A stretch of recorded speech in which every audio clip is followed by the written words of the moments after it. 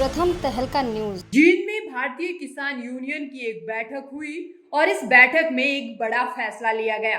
दरअसल बैठक में किसानों पर हुए लाठीचार्ज को लेकर हिसार के बरवाला में 5 अक्टूबर को किसानों ने महापंचायत करने का निर्णय लिया है और इस दौरान कहा कि अगर किसानों की मांगे नहीं मानी गई तो किसान सरकार से आर पार की लड़ाई लड़ेंगे। बता दें कि इससे पहले किसानों ने हरियाणा सरकार का पुतला फूंका और रोष जताया। जो सफेद मक्खी था 4-5 जिलों की जो कपास बिल्कुल किसान की नष्ट होगी, बिजली के इतने भारी भरकम बिल दिए जा रहे हैं और जो बिजली के कनेक्शन लाखों लाखों रुपए किसानों ने बिजली बोर्ड को दे रखे। करीब 80,000 किसान आज बिजली के खेतों के कनेक्शन से वंचित है और कई समस्याओं को लेकर। और जैसा पीपली में निहत्थे किसान की कमर पर जो सरकार ने लाठी चलाई है, तो इन सब के विरोध में आज या जींद के अंदर हरियाणा सरकार का पुतला फूंक करके रोष व्यक्त किया और इसके साथ साथ सरकार को चैलेंज भी आज से भारतीय किसान यूनियन का।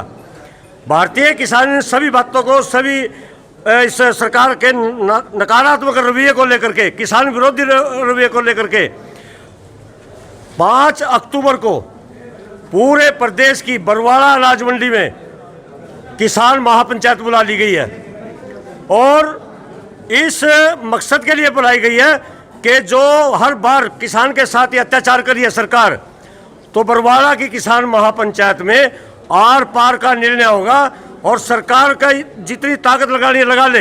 यानी कि पीपली के जो किसानों पर लाठी चार्ज किया उसका बदला उसका बदला भी है और उसका चैलेंज भी है।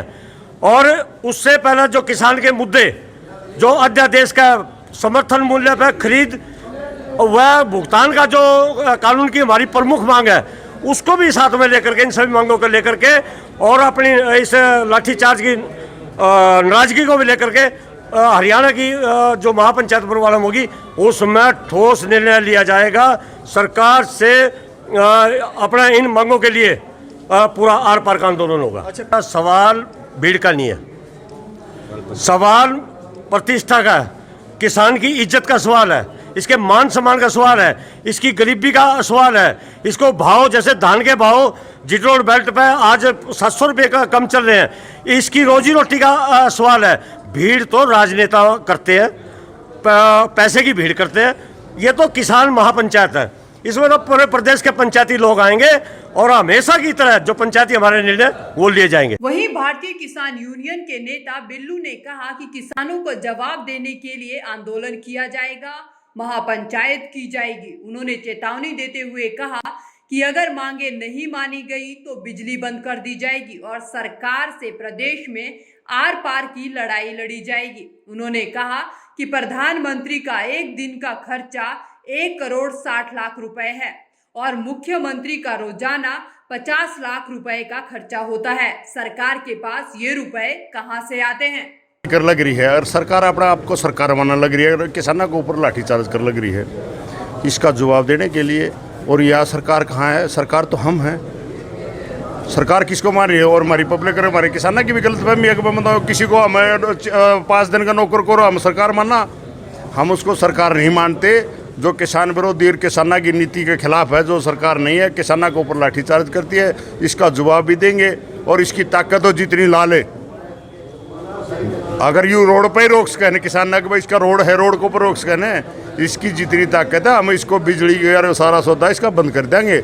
अगर नहीं बंद कर दिया तो फिर हम आगे आंदोलन कराए नहीं यार, हम अपना संन्यास ले जाएंगे। ठीक है, आर पार की करेंगे। जो समस्याएं हैं किसानों की, इनके बारे में ये लागू करवाएंगे। अगर जब तक लागू नहीं कर लेगी सरकार पहला कर दे, अगर जब पहला कर देगी तो उसका फायदा रहेगा।